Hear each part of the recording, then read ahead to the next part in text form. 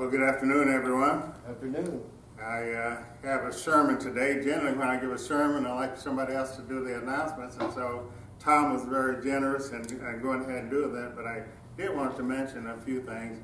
Someone had called to ask whether or not we were going to have services today, and if it's icy and if there's a threat of ice, I am very cautious about asking the members to come out on the threat of ice, but since it was basically just cold and the highways are good, I felt there was no danger as far as slipping or someone getting injured. So we would have services if the highways are not dangerous.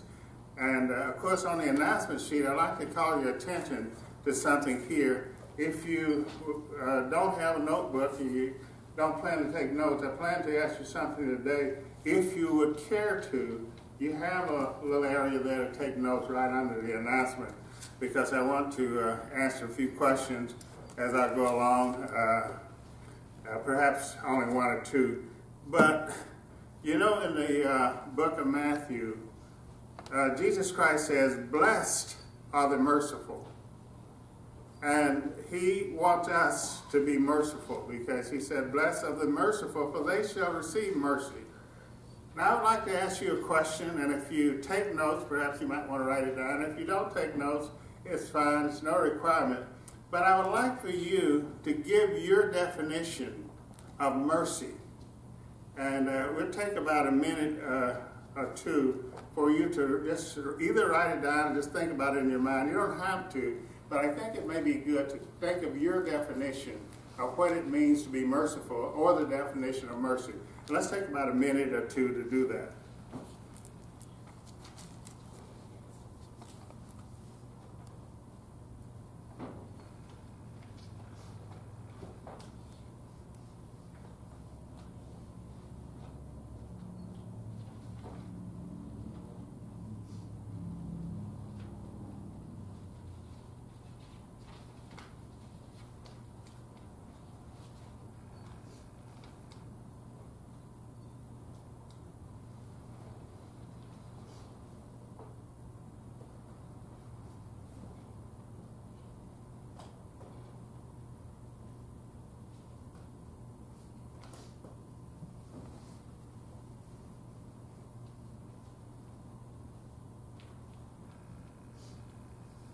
So you had about a minute to just write down your definition or to think about it, because it is important that we define our terms as we are discussing a subject, because sometimes the connotations of language can change so rapidly that we have to keep up with them. I remember I was talking about something to a young person, and they said, "That's fat."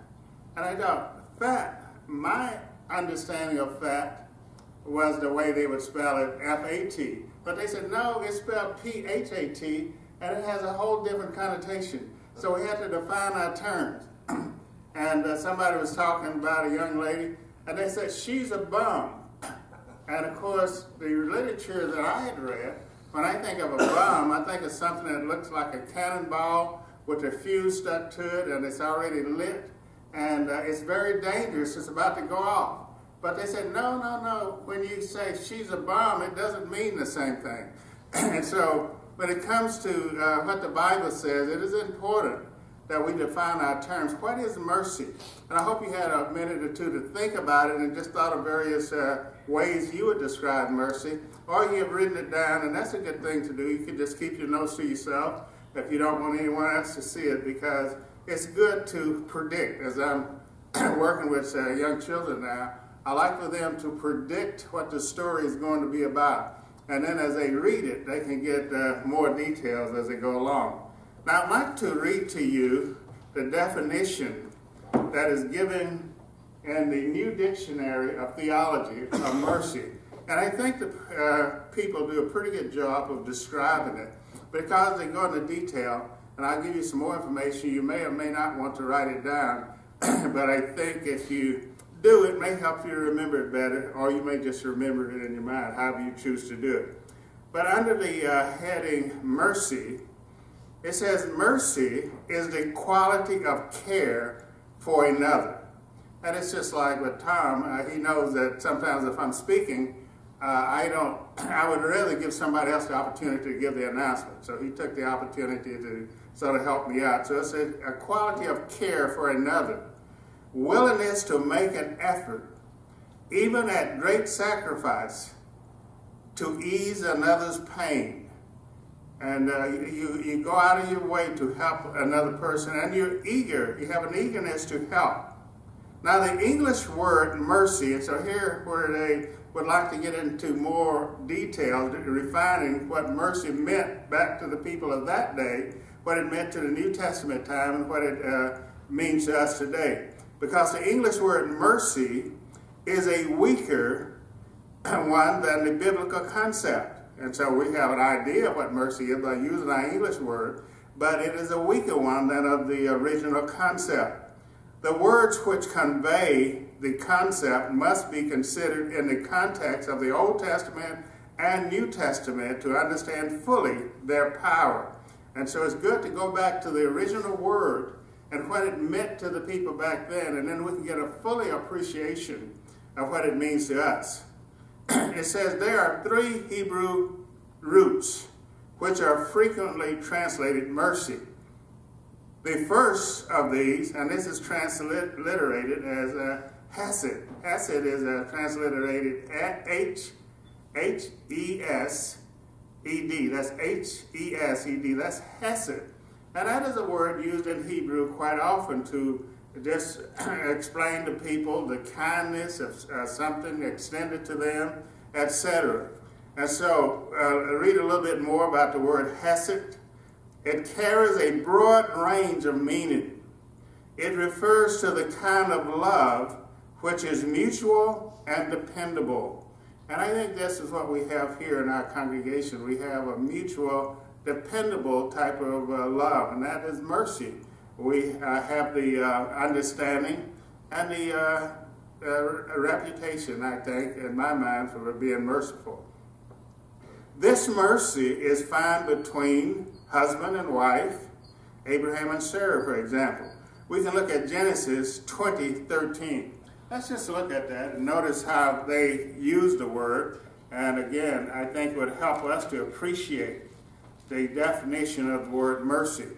In Genesis 20:13, now we're looking at the way the word was used in that day. Whether Abraham was right or wrong, we're not discussing that at this time, but we're just looking at the way the word is used. Okay, is that Genesis 20:18? Let me just make sure I have my notes here, and I'm reading the correct verse. Okay, Genesis 20:13. I didn't think the 20:18 sounded right. So Genesis 20:13, and it came to pass, when God caused me to wander from my father's house, that I said to her, speaking of Sarah, because Sarah was a very beautiful woman, and he said, this is your kindness. And so hesed, in this particular case, would be translated kindness. This is your hesed, and this is your kindness that you should do for me in every place, wherever we go. Say to me, he is my brother. So he said, this would be a kindness to me, because Abraham understood that once the king saw Sarah, he would, Abraham felt that the king would put him to death, behead him, and take his wife to be a part of his harem. And so Abraham said, this will be a kindness to me. So the word mercy can also be translated kindness. That's one of the aspects of mercy. And I was asking Ron if he could sing the song, Show a Little Kindness. I love that song. They had it at the feast. And God wants us to be kind to other individuals. And that is an aspect of mercy. I was going into the classroom just recently, this semester. I decided I would teach reading. And as I got my assignment, we had a meeting in January, around the 2nd of January. And at the time, I was sitting right next to the teacher that I was going to share a classroom. And I didn't know the principal was going to assign the classroom to me. But she left in the afternoon to go to another school. And so I wrote her a note just saying, at the time we were there, I didn't know we would share a classroom. I wanted to ask you how I could go about setting up my materials. And later I saw her when I went there for the afternoon class, and I said, oh yes, we're to share a classroom. I just want to ask you to make sure I didn't intrude on some of your space, and I want to be very respectful of your space here. She said, oh, she said, you are in good with the principal, and your daughter is very well respected in the school system. So she said, I wouldn't dare try to withhold the space from you. And I said, it's not a matter of space. It's a matter of my respecting you as a teacher. And I said, I want to make sure that I respect your space, and that if there are certain things that are areas that you want to keep private, I'll leave that to you. But if there are areas I could use, and so we got off to a very good relationship because I wanted to show kindness to her. It's not a matter of who you know, who you don't know, but it's a matter of serving God and being kind to other people. And so that was my approach, was to be kind to her, and that is an aspect of mercy. And so perhaps as we write that down, we may not have thought of that. But hesed is a word that has one of the aspects of kindness. And also, it's a matter of steadfastness. Let's look at the book of Ruth, Ruth 1, verse 18, and notice another aspect of it. Just like if you look at a diamond ring or something, you may look at it in the sun, you may see all kinds of spectrums emanating from the diamond. And the word hesed is a word that can be looked at from different aspects, and yet at the same time it discusses things that are good and kind and considerate of other people. In Ruth 1, verse 18,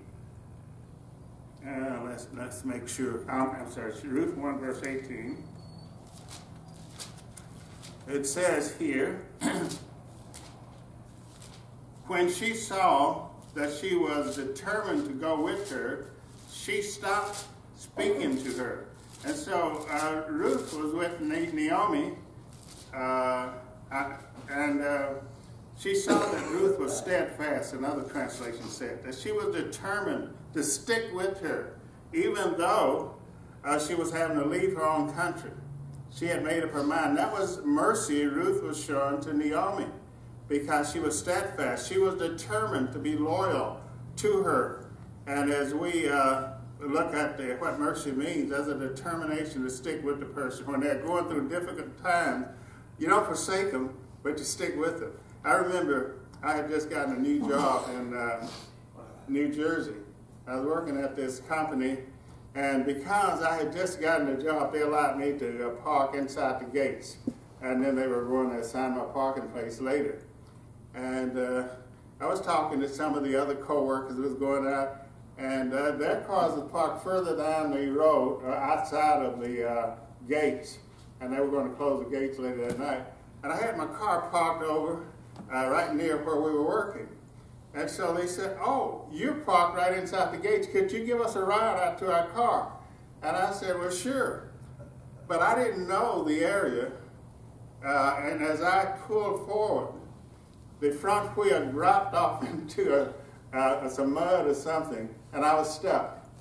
And since I was stuck, the people who were with me, they all forsook me. And I thought, they wanted me to give them a ride, and now that I'm stuck in a jam, they're not helping me. And so I called a friend, and he was steadfast. He came out and got his jack and jacked up the car, and I was able to pull it out and able to get out. But the individuals who were with me, they didn't show very much mercy. They were just anxious to get into their car and leave and get home. But I had a close friend who was merciful. He came out and brought his car out and got a jack and lifted it up, and then was able to pull it back, and we were able to get out. So that is an aspect of mercy, is steadfastness and being a close friend who does not forsake a friend when they're in need of help. Now, we look at Abraham and Sarah, how the word was used in their day. And then also Oprah and Mahlon and Ruth and Shilion, and of course Ruth and Naomi. It exists as the bond in a deep friendship. And so mercy is involved in a friendship between David and Jonathan. There was mercy shown there. Again, we can look at 1 Samuel chapter 20, verse 8. 1 Samuel chapter 20, and we can begin reading in verse 8. And notice the relationship between David and Samuel. David and Jonathan. In 1 Samuel 20, verse 8, it says here, "Therefore you shall deal kindly with your servant, for you have brought your servant into a covenant of the Lord with you. Nevertheless, if there is iniquity in me, kill me yourself. For why should you bring me to your father?" He's saying to David that they have been brought into a relationship. And he says, deal kindly with me in verse 8. Be merciful. Show the aspect of mercy, of kindness. And then in verse 14, it says, and you shall not only show me the kindness of the Lord, again, show me the mercy that God extends to us, while I still live, that I may not die. But you shall not cut off your kindness. Don't cut off your mercy. Be steadfast in the mercy that you have shown. Because if you give up and turn away from kindness, that can be devastating for you as a friend. So, but you shall not cut off your kindness from my house forever. Know not when the Lord has cut off every one of the enemies of David from the face of the earth. So he says, remember the kindness, remember the mercy. Mercy and kindness are aspects of the same thing. And so that is part of the definition. That is Hesed, H-E-S-E-D.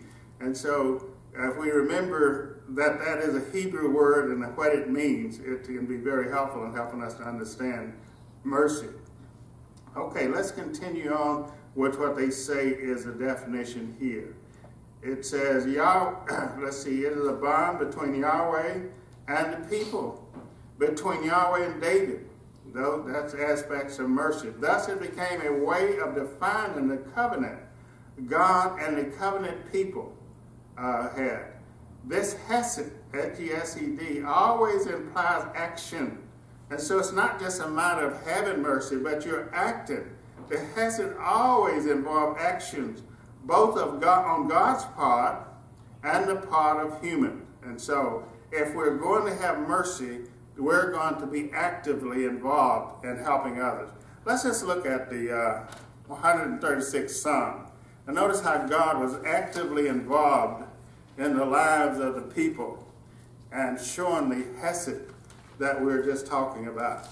In the 136th Psalm, we can begin reading in verse 1 and look at the ways that God has extended his mercy to the people. Okay. 136. Verse 1. It says, "Oh, give thanks to the Lord, for he is good." And so, one of the ways God shows mercy to us is by his goodness to us.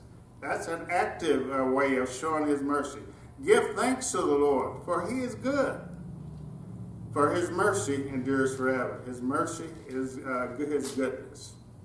Verse 2, "Oh, give thanks to the God of gods." And so we realize that God is above all gods. Any other item, being that a person may think is God, they're inferior to our God, because our God is the God over all the gods. And the gods of that day were sticks and stones. They couldn't do anything. They could not be actively involved in showing mercy to the people, because they were not real gods at all. But our God is above all gods, and his mercy endures forever. The fact that he is God is merciful, because if Lucifer had become God, there wouldn't be any mercy on earth today. I doubt if we would exist. But because God is good, and because God is merciful, we are here. And so that is great mercy, God's kindness toward us, his people. Verse 3, "Oh, give thanks to the Lord of lords." So he's over all lords, all rulers.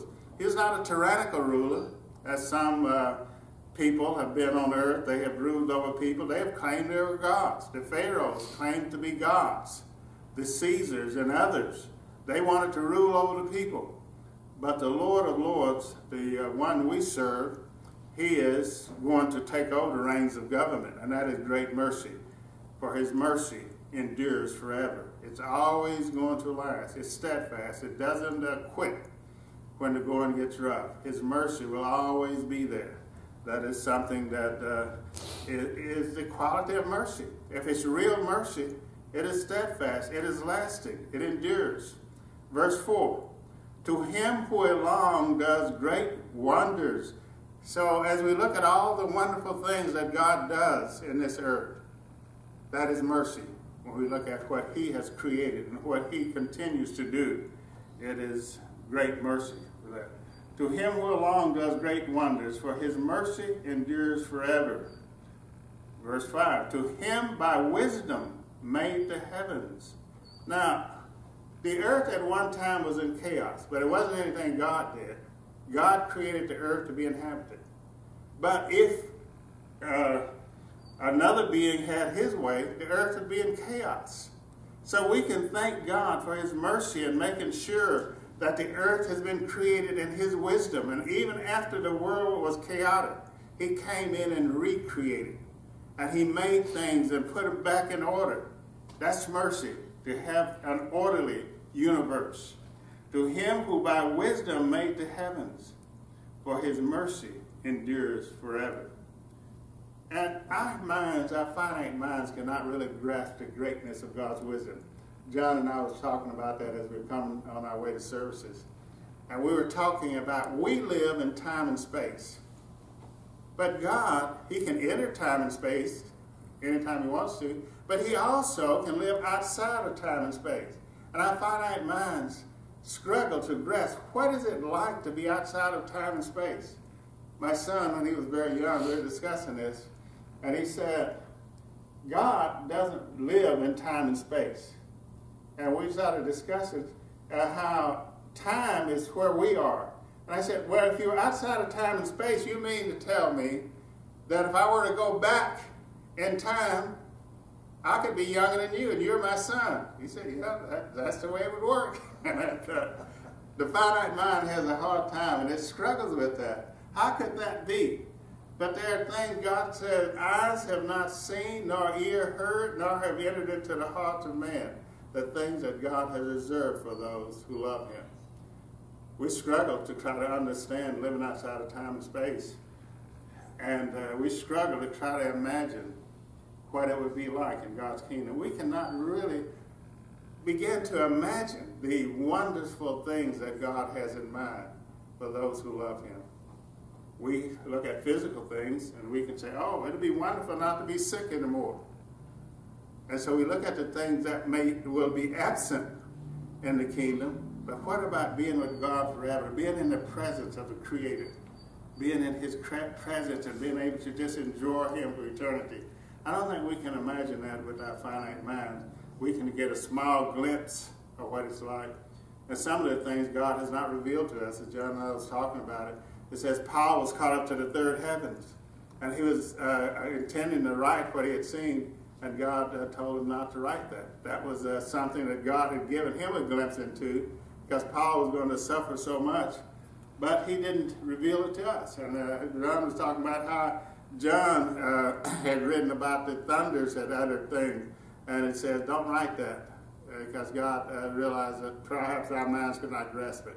And so God has a lot of wonderful things. So that's his mercy, that he ordered things, that he created things the way he did for our benefits and our good. All of that is mercy. To him who laid out the earth above the waters. So after the chaotic conditions existed, God caused the earth to come above the waters, and he caused the dry land to appear, and all those things God put in order, and that was mercy. And it says, for his mercy endures forever. Verse 7, to him who made great light. So to the earth with darkness has covered the face of the earth. Can you imagine what it's like to be in darkness? It's mercy to bring light. One of the things that you may read about if you're reading about somebody who was thrown in prison, or you see a movie, one of the things that they feel is one of the greatest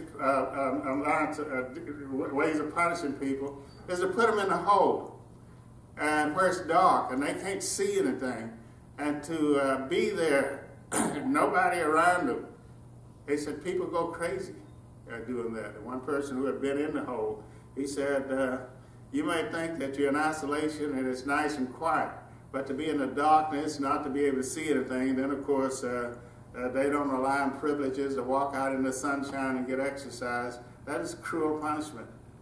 But God, when he brought forth the light, he did that in mercy. It says, for him who made great lights, that's mercy, for his mercy endures forever. The sun to rule by day, for his mercy endures forever. One of the things that we realize is great mercy. What if the sun did not shine? One of the things we study about in science, food needs about 4 things especially to grow. One of the things is sunshine. If it doesn't have sunshine, it will not grow. It has to have a certain amount, and it creates chlorophyll forms and all that. And then it has to have water, and of course God put the water in one spot and brought forth the earth. And then after the water, you have to have soil and you have to have air. Those are things that plants need to grow. And if you don't have plants, you won't be able to eat. And so that is mercy from God. Verse 9, the moon and stars to rule by night. It is so great to, if you're camping, to look up into the sky and you see the stars and see the moon, and you know who put them there. That God is the one who created the great lights and the stars and all that, and that is his mercy enduring forever. And then it goes on to show that God is merciful in attacking our enemies. What if a person, like God said, those people who will bless the descendants of Abraham will be blessed, and those who attack and hate them, they will receive curses. So as God gives us a message to give to humanity, if the people respect the message and respect the persons who are giving it, then they will receive blessing. But if they say, you guys are stupid, who ever heard of anything like that? Yeah, that's written in the Bible, but here's the way I look at it. They have all kinds of ways of explaining it. But if they accept the message that God has sent to them, and if he uses us to give it to them, then they will respect the messenger. And God says they will be blessed for doing so. But if they don't, they can receive the blessings in a different way, because sometimes the most merciful thing a person can do is to put a person out of their misery. I was just thinking that we didn't have a scripture reading today, but my wife prayed about a certain thing at school, and everything just changed so drastically that it was almost unbelievable that she could read scriptures how God had intervened in her life at school, because she had enemies who wanted to attack her and discredit her, because the children were learning. And they were learning how to do problems, and I guess some of the students had gotten something in their idea that she was not a good teacher, and they said, oh, this is the way I do it, and that's right. She said, how do you think that's right? Oh, you just got to believe in me. And I said, you should have told them about the book, the story Jungle Book, where the snake was up in the tree telling Mowgli, believe in me. And of course, the snake had nothing good in mind for Mowgli. And so the students were asking her to believe in them, but they were wrong. So how do you believe in something that's wrong? And finally, she went over and explained it to them again. And then they began to get it, and they were excited because they understood it, and they could solve the problems. But he had certain elements that perhaps were trying to discredit what was going on, and had the children confused until they saw the fruits of it. And so God struck at Egypt's firstborn because the Egyptians had destroyed the firstborn of Israel, had thrown them into the river, and they were killed. And so God wanted to work with them to show them that what would happen if your firstborn, and of course if you saw the movie, The Ten Commandments, Pharaoh didn't want to see anything happen to his firstborn. And then when God struck the firstborn dead, that is finally what woke Pharaoh up, and he realized that Moses' God is God. But before that, he felt that the Israelites were chattel, and he could destroy them at will. And so to him who struck Egypt in their firstborn, that was mercy, for his mercy endures forever. And he brought out Israel from among them. So sometimes we're in a real difficult spot, and we wonder, how will God deliver us from this? But God brought Israel out of a nation that had had them captive for so many decades. He was able to do that. So what about our problems? If we're facing problems, can God deliver us from those problems? Well, his mercy endures forever. He brought Israel out of Egypt, and it says his mercy endures forever. Verse 12, with a strong hand and with an outstretched arm, God is powerful. He has all the power of the universe at his disposal and more. And it's a small thing for him to deal with our troubles when we look to him and we're patiently waiting on him, for his mercy endures forever. To him who divided the Red Sea in two. Now some people think, well, God couldn't divide the Red Sea in two. How could God do that? And so they say that the Israelites went through like a creek. It was just a little small creek bed. It wasn't a Red Sea, because they could not imagine someone holding back the waters and allowing a whole tribe of people to go through the waters from one side of the sea to the other. They couldn't imagine that. So they like to belittle it and say, well, it was just a small creek. At the most, it was an area where there were a lot of reeds. It's a reed sea, not the Red Sea. And so they come up with all kinds of things because they cannot imagine the power of God and his mercy, which endures forever. And so they have various the arguments and debates about whether it was a real sea or whether it was just a small riverbed or whatever. But knowing the true God of the universe, he has all power. His arm is strong, and he is not weak. So in verse 12 it says, with a strong hand and with an outstretched arm, for his mercy endures forever. To him who divided the Red Sea in two, he is powerful enough to divide the Red Sea, and that is showing mercy when he delivers his people. For his mercy endures forever. And he made Israel to pass through the midst of it. Can you imagine? Cecil B. DeMille, I think that does a good job. And I think Basil Woods did a pretty good job too. You have the walls of water as the nation of Israel is walking through the Red Sea. And one has a fish who has swam too fast and too far. He swims, and all of a sudden there's no more water because the other side of the sea is on the other side, and there's a lot of place for the Israelites to go through.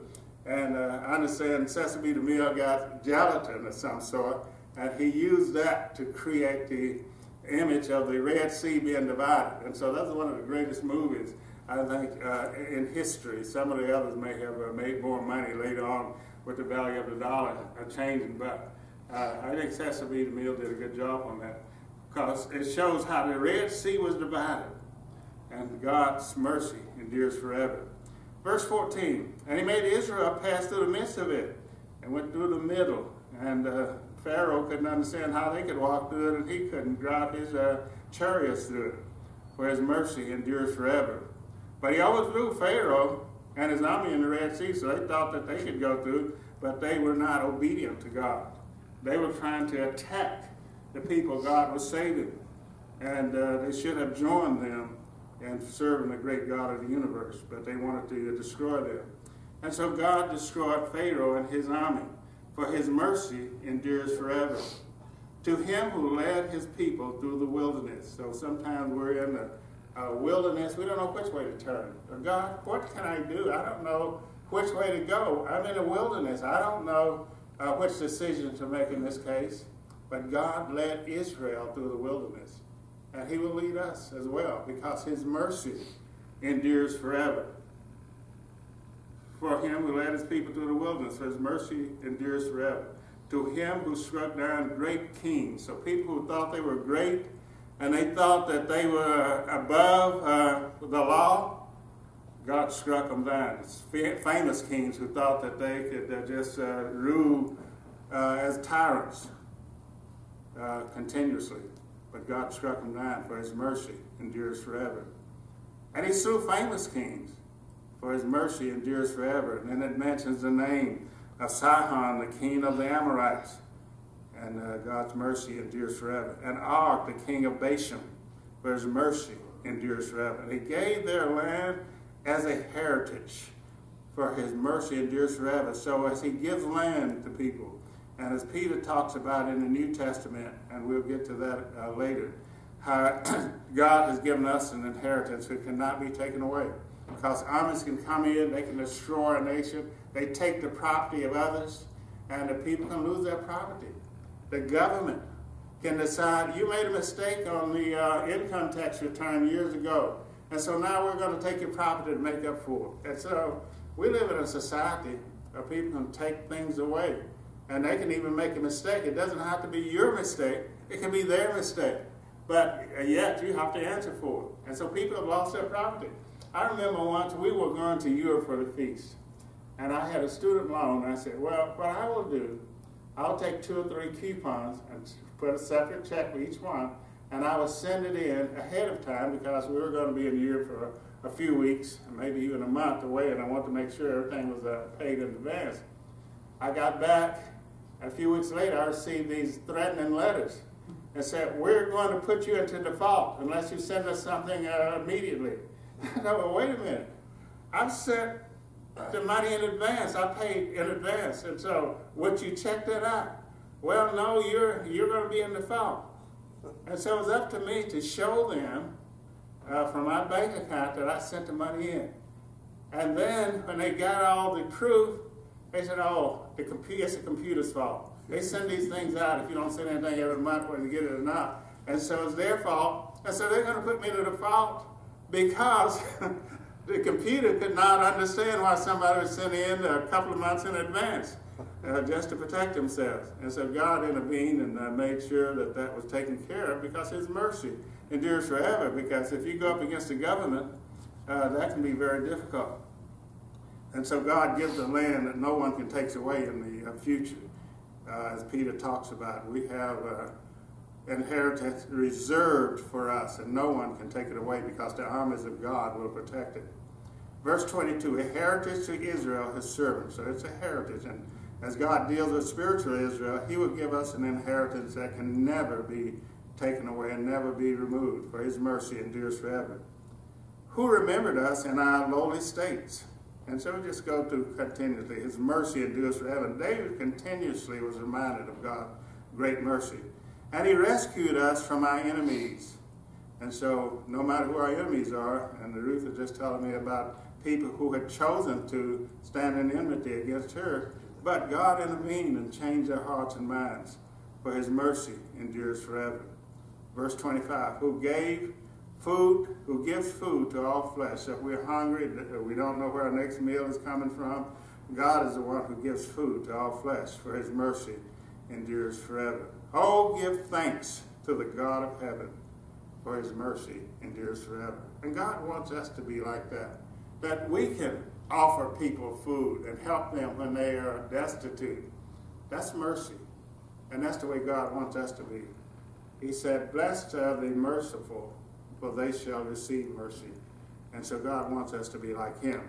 His mercy endures forever. And he wants us to have the type of mercy that will endure and endure.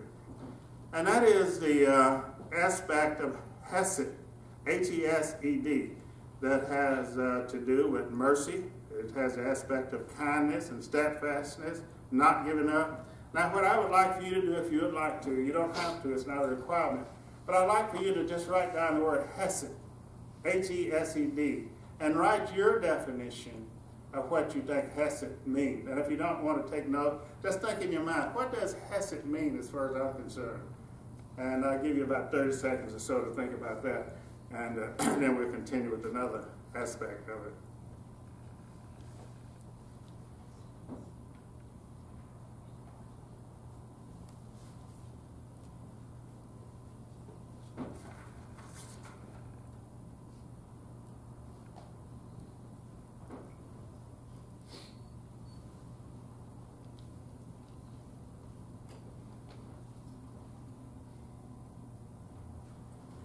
Okay, you think you have a pretty good understanding of what hesed means and how that Hebrew word would be transliterated, how it was transliterated, what it means to us today. Now we'll look at another aspect of mercy. It says the second Hebrew word, which is rehamin, with the verb reham, is related to the word for womb. So it's like being together. You came from the same womb. It designates womb love, the love of mother and father for a child. And let's look at one of the examples of that in 1 Kings 3:16, the Raham type love. 1 Kings 3:16.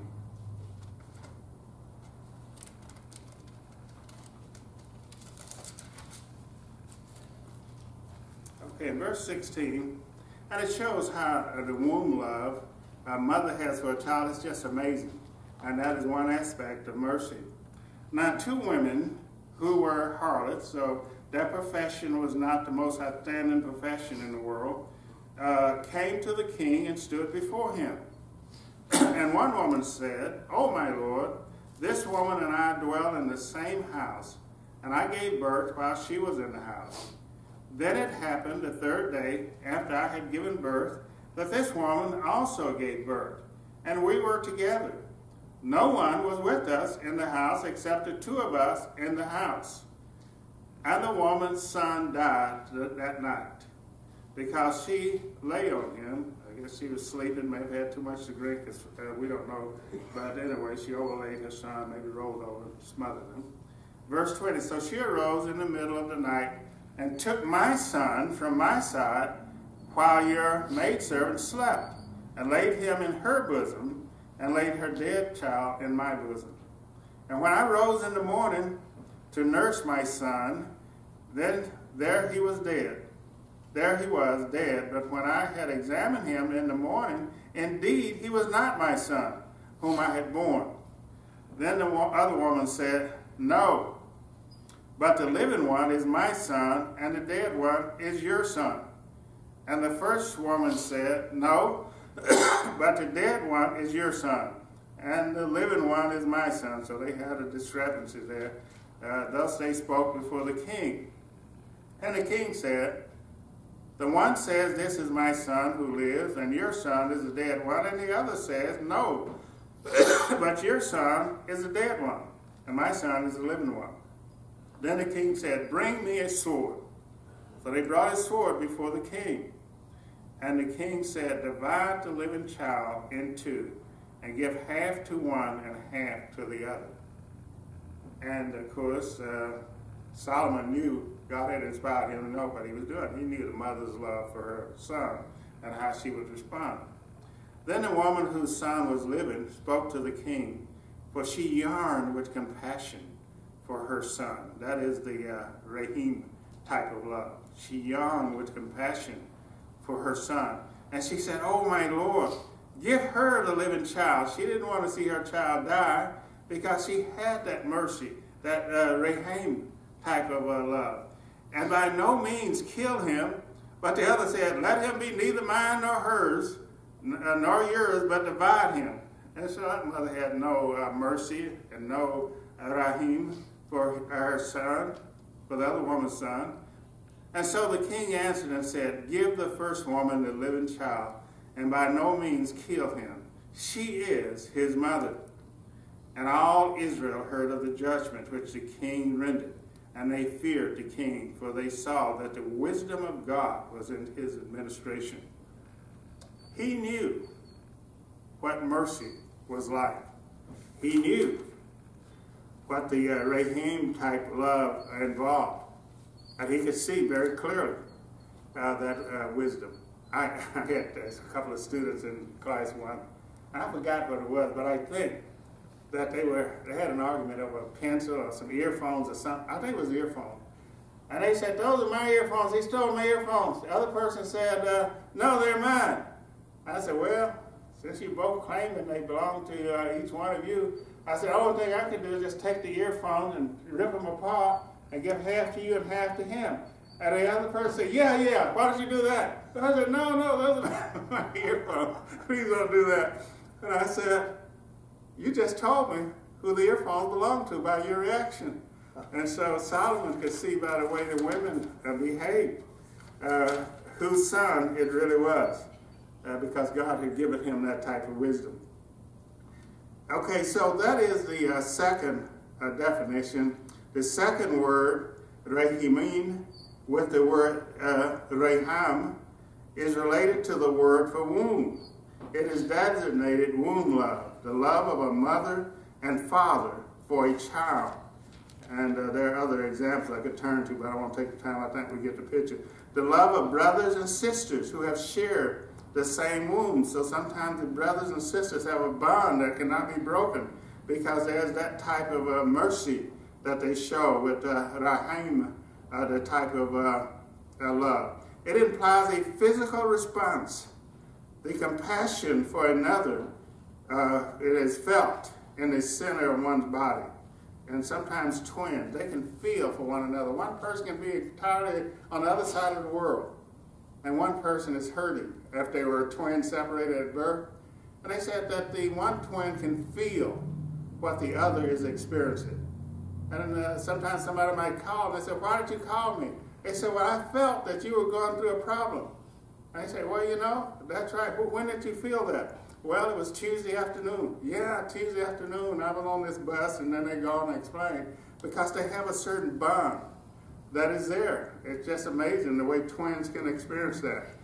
So the womb type of love, the R-A-H-A-M, is that type of love. This mercy and that mercy. This mercy also results in action. It is a word frequently predicated of Yahweh, who has mother love.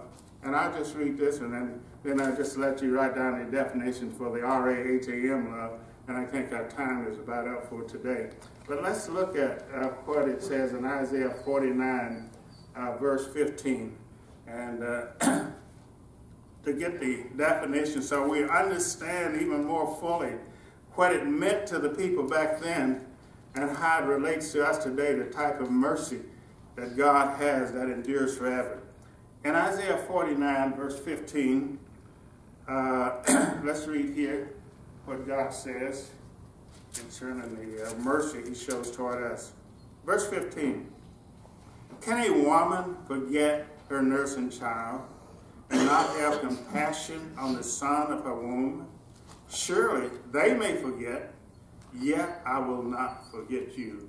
That's the mercy God shows toward us. He'll never forget us. He loves us. And he has that mercy that endures. See, I have inscribed you on the palm of my hand.